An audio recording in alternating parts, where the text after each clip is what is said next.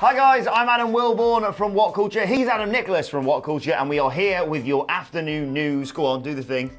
Hashtag good afternoon. But we are in a bit of a hurry because someone's got a very important interview coming up. I'm going to be chatting to Nyla Rose in just a few minutes, so before she calls me, I'm going to dive straight in with some huge news about a potential WWE return that I think both of us are really looking forward to, because in today's Wrestling Observer newsletter that's just come out from Dave Meltzer, he has claimed that Sheamus could well be making a return to the squared circle. He's obviously been off. He's had spinal stenosis, which sounds horrible.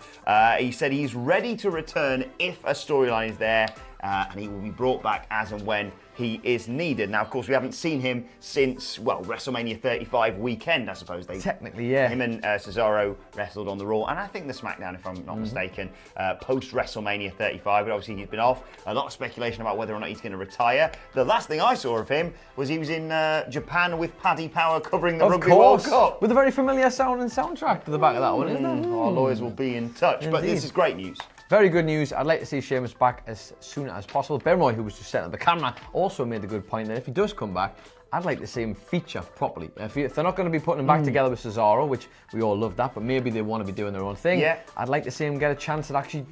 He's great, look at him. He's a physical specimen. He's got all the attributes he needs, and he's come a long way in that partnership with Cesaro. Yeah, I think if he came back, whether as a face or a heel, probably a heel, it just kind of works better. It does suit it better, I think. He should just be inserted straight into some sort of title picture. When you've got enough bloody training footage of him, if you want to showcase what a big old bastard he is. He's managed to make the best of it, hasn't he, actually, by doing his Celtic Warrior workouts in the sideline, which has worked out really well for him, I think. Yeah, I'm really hopeful that he comes back. I'm a huge fan of his, and I think he can do some fantastic stuff as and when he returns to the ring. But as I said, Dave Meltzer reporting he is ready to return despite the spinal stenosis, just waiting on a decent storyline, I suppose. Indeed, and he's not the only one who is returning, although this one's slightly different, because we did get a bit of a return from your best friend and mine, Mr. Brock Lesnar. Bearded Brock, nonetheless. Bearded Brock. I want it a bit bigger, though. I do want it a bit bigger, and I like the whole Viking thing, but I digress. Brock Lesnar obviously returned. He is now booked to face Kofi Kingston for the WWE World Heavyweight Championship on the debut episode of SmackDown on Fox. R.I.P. Kofi's lovely reign. But he apparently will be returning before that SmackDown, because as was released by Talking Stick Resort Arena, which is obviously the place that's got, what a great name for an arena, there's going to be hosting Monday Night Raw in Phoenix, Arizona, I believe. Is that correct? Yes. In Phoenix, Arizona. What a great name for a stadium. Brock Lesnar will be returning for that Monday Night Raw, according to their website. So whether or not that changes, obviously we don't know. But that is about as good of an indication that Big Bad Brock is going to be back, and he's going to be drawing money again, baby. The interesting thing as well to add to this, aside from all the people who are being advertised, I mean, The Fiend versus Seth Rollins is advertised, although I'd suspect, considering that's the go-home Raw ahead of Hell in a Cell. SmackDown's, yeah. I would suspect that that's probably going to be the dark match if that's being advertised. You're not going to give that away on TV 6 days before the Hell in a Cell pay. Yeah, normally you wouldn't, but hey. All the usual names being listed for this. Braun, Charlotte Flair, Sasha Banks, Alexa Bliss, AJ Styles, Becky Lynch, the list goes on and on. But the most intriguing thing of all this, aside from Brock Lesnar being advertised, is that they are noting that this is Raw's season premiere episode. Interesting, the way that they're framing that, especially with the new episode of SmackDown on the new network. Perhaps it's going to be technically a reset in their minds, maybe. Who knows? No word yet as to who is going to be fed to Brock Lesnar, so we'll find out. Let's give you an update on the Maria Kanellis Who's the Daddy storyline. Who's the Daddy? I'll be honest, I wasn't here on Tuesday, so I missed Raw, and sort of skimming it went, huh?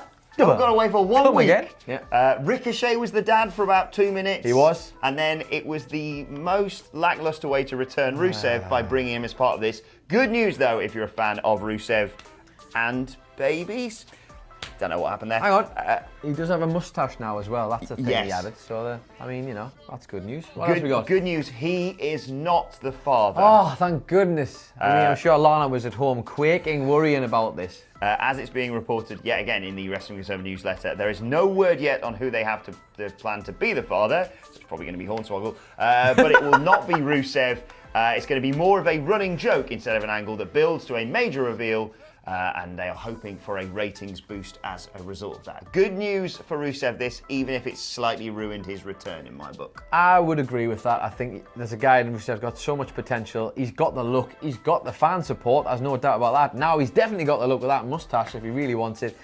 there's just more that could be done. But hey, I guess it's pretty busy as it already is in terms of people. But that is not how I would have had the I was going to call him the Ravishing Russian there, but I guess he technically is, because he is delightful. I like his new look. I mean, his traps are huge. On a bike, but unbelievable. He doesn't really fit in this storyline, especially the character he's got. No. I don't know what Mike Kanellis has done, well, apart from sign a 5-year contract and...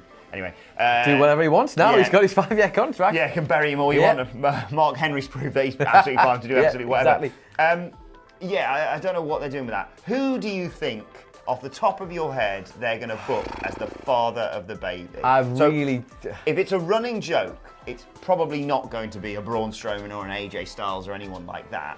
So who's the banter pick out there? I just don't know. I think they've already shot with the banter picks, because Ricochet had a little interaction where he was like, no, I would never. Well, I'm not saying I wouldn't. I was like, hang on, what about is it hot in here? Yeah, it's a bit warm. Yeah, I don't know who would be I think one of the funniest that I would really be up for, just for the sheer banter, would be Otis Dozovic. I was literally Otis Dozovic. Hey, Daddy! Because Mike Kanellis, there's another thing that annoys me about this is Mike Kanellis has had this amazing redemption story. I know, this is the thing. It's all been completely squandered. Completely been overlooked. But as part of that redemption from obviously his struggles, he's now got in incredible shape. Like, maybe he's not the most ripped guy on the roster, but I wouldn't complain if I got up and looked like that in the morning. Not at all. So, yeah, the dichotomy of having him and then the guy who now only wrestles in trunks because his tummy can hang over the top of it, I think that'd be fun. That's great stuff. Listen, Otis Dozovic doing anything is good. And just, can you imagine him and Tucky going, "Hey, Tucky, I'm gonna be a daddy." And follow this through, by the way. Right now, WWE, I don't know how far along Maria Kanellis is. I'd guess 6 months, reasonably well, because she's got a fairly decent bump, man. So if you say we've got 3 months left, you can tell neither of us have had children. Big bump, isn't it? You've got 3 months, WWE, to train a baby to go whilst you're holding it. Can you imagine? Make it happen, Vince. Little baby's gut and the little trunk. It's wearing the same outfit. What's your little first name? Oh God! Get the call in. Get the call. Make the call. Make it happen. That's great stuff. Make it happen, please, if you're watching. I tell you what we need to do is go on a conference call we could go on to talk about this. Speaking of conference calls, segue. Nice.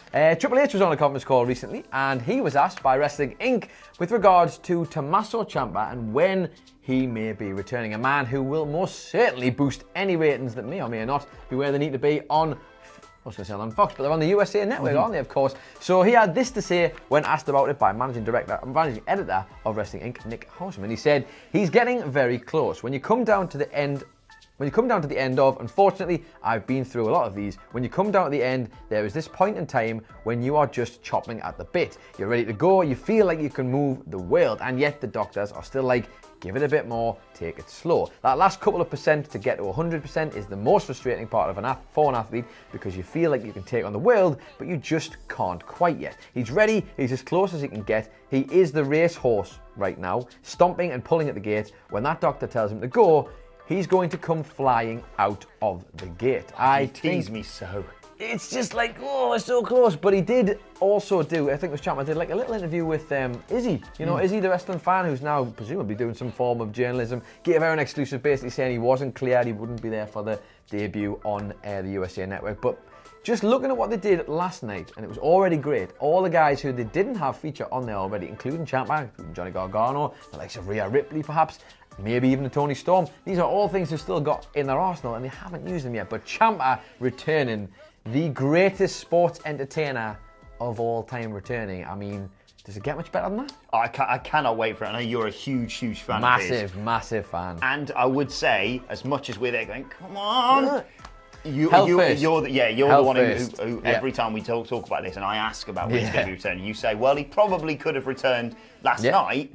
But I'd rather they wait a week, a month, however long it takes for him to be 100% so that they don't do the classic, bring him back, oh bollocks, he's injured again, he has to be out for 6 months. And I think they're right with this when they say about the 100%, because what that actually is it shows you how many wrestlers are probably operating not at 100%. And that's the difference between making sure you are completely back to full fitness and operating at a level where you'd be like, yeah, I've got a little bit of pain, but I'm still going to work because the boss needs me. Now, we don't normally do an and finally on the afternoons, but I thought I'd ask you, did you see what happened after NXT went off the air last night? Is this with Triple H? Yes. Your thoughts of Triple H leading an NXT channel? He's like a proud dad cheering on himself. Look, so this is it. I like Triple H, and I like what he's done, and I like the vision.